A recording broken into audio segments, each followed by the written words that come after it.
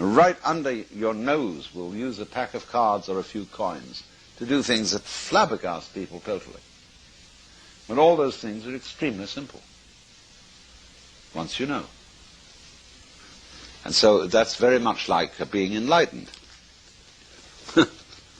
Having Satori.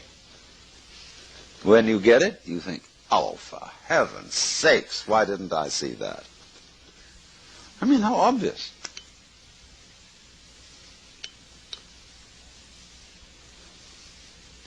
But the difficulty in communication here is that Satori, or enlightenment, is very much like seeing a joke. And then you laugh. You laugh genuinely from here. But if somebody explains it to you, you don't get the same laugh as if you saw it right off. You get a throat laugh instead of a belly laugh. So that's why people are reluctant to explain too much about it, and rather use the method whereby you will see it for yourself and then laugh, or what is the cosmic equivalent.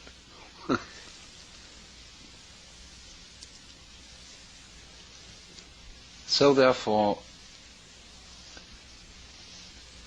we are, most of us, in a state of hypnosis, induced by the incantation of language, the enchantment, the spellbinding. And when one speaks of awakening, as, say, in Buddhism, one speaks of the Buddha as the awakened one, it means, therefore, dehypnotization, coming to your senses. But, of course, to do that, you have to go out of your mind.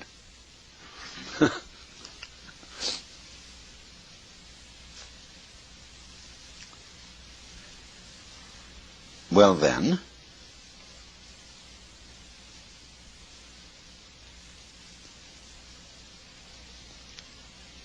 what that involves, among other things,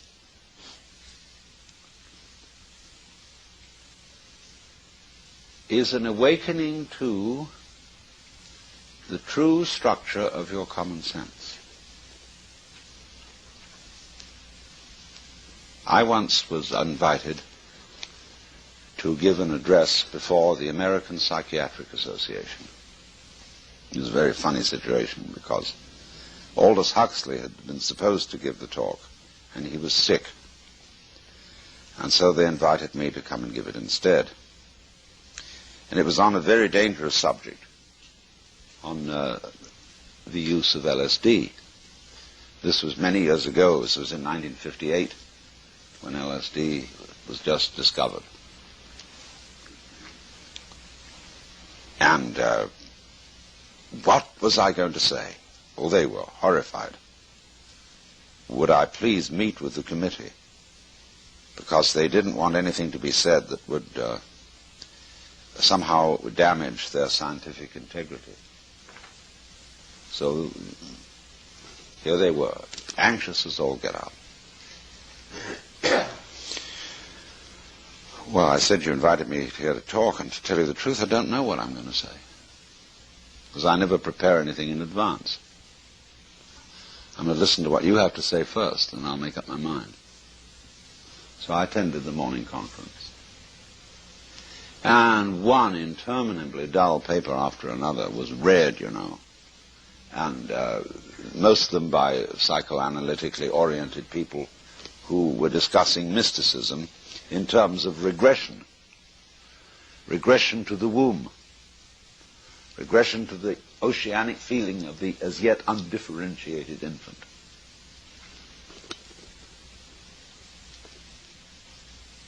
So the papers went on, and it was time for lunch. And everybody was hungry and bored. So I said to the chairman, he called me to the platform. I said, how much time? Oh, he said, I don't know, make it 15 minutes. I said, okay. So I said to the group, now look, I know you're waiting for lunch, and this is not going to be another learned paper. It is going to be a few remarks off the cuff.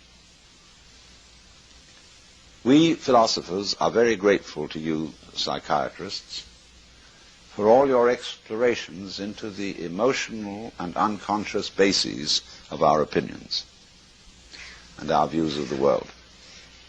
And this has been extremely informative and interesting. Now, however, the shoe is on the other foot. And we'd like to inform you of the unconscious intellectual assumptions underlying your psychiatric methods.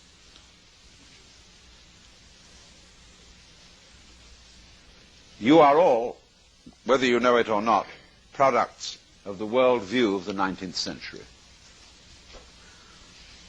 And your ideas of the functioning of the nervous system and of psychoanalytic process are based on Newtonian mechanics. Psychoanalysis is in effect psychohydraulics, because you talk about damming up things, you talk about repression, you talk about the flow of what do you call it? Free association, and you talk about unconscious mental mechanisms. So it is clear that you are still in a Newtonian psyche, and you haven't yet graduated to a quantum psyche. And so, because of this, you have a theory which amounts to high dogma that the unconscious is stupid. And you call it libido, which is a cuss word. Libidinous. It means blind lust.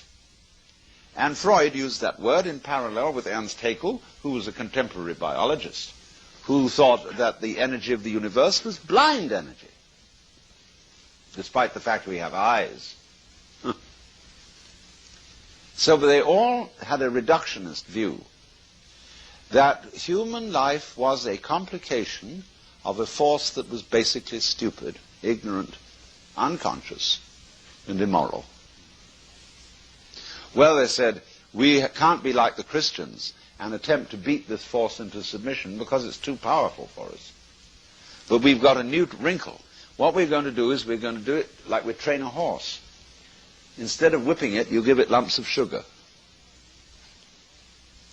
And you, well, watch out, though. You see, Freud was scared stiff of the unconscious. He was a good bourgeois, Jewish, Viennese, well-behaved person. Once upon a time, Freud and Jung went together to New York. And Jung was delighted to walk down Fifth Avenue and see so many beautiful women. And he turned to Freud and said, my goodness, how many beautiful women there are here. Why don't we somehow arrange and make a date for tonight? And Freud drew himself up and said, you forget, Herr Doctor, I'm a married man.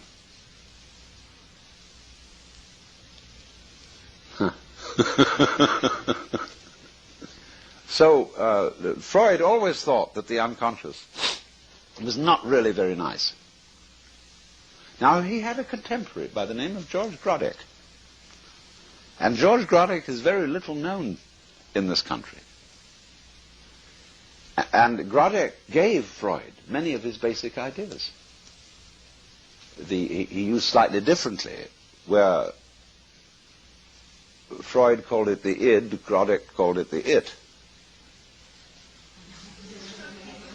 And but Grodek had tremendous faith in the unconscious.